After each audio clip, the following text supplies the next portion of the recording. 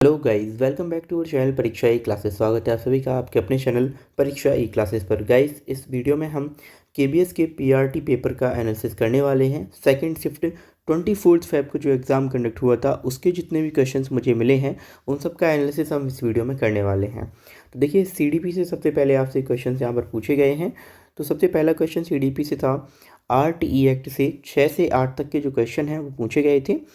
दूसरा, यहाँ पर आप देखेंगे तो बच्चे जब पढ़ना सीखते हैं या बढ़ना सीखते हैं तो उनमें से कौन सा उनमें विकास होता है, ये आपसे पूछा गया था, जिसका आंसर है मोटर डेवलपमेंट। यानी कि उनमें रेंगने की शुरुआत होती है, सबसे पहले रेंगना सीखते हैं। फिर यहाँ पर एक क्वेश्चन था, बच्चे अपने परिवार से प्रेम करना सीखते हैं, यह क्या होता है, तो ये आपको बताना था। फिर जीन प्याजे की जो 4 स्टेज हैं उनसे संबंधित क्वेश्चन था, जिसमें आपसे पूछा गया था मूर्त संक्रियात्मक, जो कि होती है कॉन्क्रीट ऑपरेशनल, इससे संबंधित प्रश्न। नेक्स्ट यहाँ पर एनईपी 2020 में जो 5+3+3+4 में जो 3 से 8 वर्ष के बच्चे हैं इनको किस ग्रुप में रखा जाता है, इससे संबंधित प्रश्न था। तो देखिए, आपको एनईपी पढ़कर जाना है, इससे भी काफ़ी ज़्यादा क्वेश्चन पूछे जा रहे हैं। तो इसका जो फाउंडेशनल स्टेज है वो आंसर रहने वाला है, जो कि 5 वर्ष के लिए होता है। मतलब कि 5 शुरुआती जो वर्ष होते हैं उसमें फाउंडेशनल स्टेज में उसको रखा जाता है। फिर यहाँ पर एक क्वेश्चन था कोठारी आयोग से। कोठारी आयोग कब आया था, तो ये 1964 से 66 के मध्य आया था। फिर इसके बाद देखिए, यशपाल समिति आई थी 1993-94 में, जो बनाई गई थी। एक क्वेश्चन एनसीएफ से रखा गया था। फिर इसके बाद असेसमेंट ऑफ लर्निंग और असेसमेंट फॉर लर्निंग, ये कब हम प्रयोग करते हैं, इनका यूज़ पूछा गया था।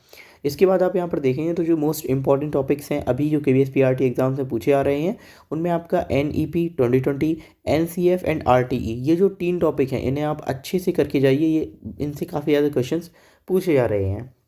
फिर इसके बाद देखते हैं तो ह्यूमन डेवलपमेंट किस में आता है, इससे संबंधित प्रश्न था।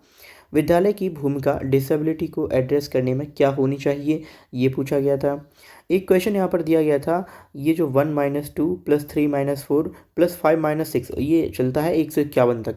देखिए, जो क्वेश्चन है ये रिपीटेड क्वेश्चन है। ये सबसे पहले पूछा गया था 22 फेब की सेकेंड शिफ्ट के दौरान, और फिर से इसको पूछा गया है 24 की सेकेंड शिफ्ट में। तो यहाँ पर जो इसका आंसर निकल कर आएगा ये 76 आने वाला है। फिर यहाँ पर एक क्वेश्चन और था जो कि एडोलसेंस से संबंधित प्रश्न था। एडोलसेंस में जो जेंडर रिलेटेड क्वेश्चन होते हैं ना, उन्हीं से संबंधित एक प्रश्न पूछा गया था। चलिए अब हम बात करते हैं इंग्लिश में क्या पूछा गया है। तो इंग्लिश में एंटोनिम्स पूछे गए हैं, सिनोनिम्स भी पूछे गए हैं, एंड रीअरेंजमेंट भी पूछा गया है। तो एंटोनिम जो था वो था क्वेरल। क्वेरल का एंटोनिम क्या होगा, तो अकॉर्डिंग टू ऑप्शन यहाँ पर जो आंसर है वो है एग्रीमेंट। ठीक है।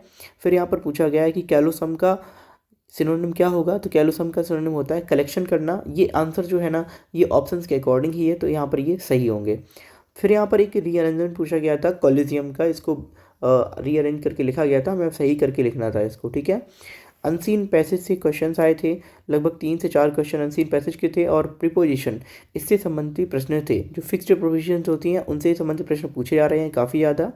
एंड फिर आते हैं फिल इन द ब्लैंक्स। तो यहाँ पर भी फिल इन द ब्लैंक्स थे, उनको आपको फिल करना था। अब अगर हम हिंदी की बात करें तो यहाँ पर पीताम्बर में कौन सा समास होगा, ये पूछा गया था। तो पीताम्बर में होता है कर्मधारय समास।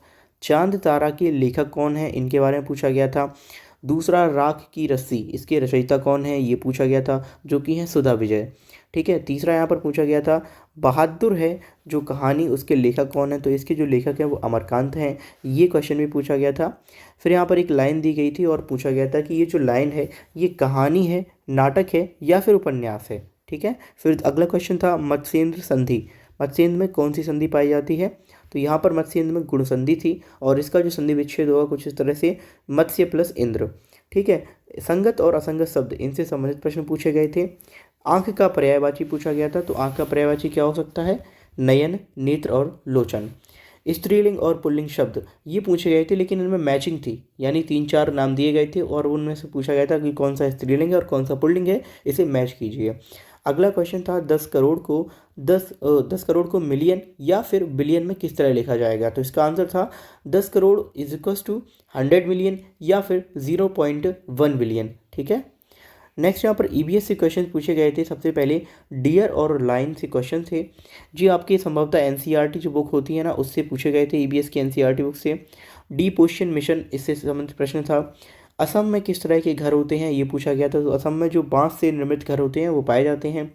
फिर पूछा गया था घटपर्णी पौधा कहाँ पर पाया जाता है। तो देखिए घटपर्णी पौधा पाया जाता है मेघालय में। डेरा गाजी खान ये जो जगह है ये कहाँ पर स्थित है। तो ये कहानी दी गई थी उसमें और वहीं से पूछा गया था। कहानी के जो पात्र थे उसमें एक बच्चा था, उसके पिता वगैरह थे और उस जगह का नाम भी था जहाँ पर वो रहते थे। तो डेरा गाजी खान ये कहानी से पूछा गया प्रश्न था। फिर यहाँ पर अगर हम साइंस की बात करें तो साइंस में आपसे पूछा गया था स्यूडोपीडिया किस में पाया जाता है। अब ये स्यूडोपीडिया क्या होता है। तो देखिए अमीबा जो होता है उसके फॉल्स फीट यानी कि झूठे पैर जो होते हैं ना उनको हम स्यूडोपीडिया कहते हैं। तो ये क्वेश्चन पूछा गया था।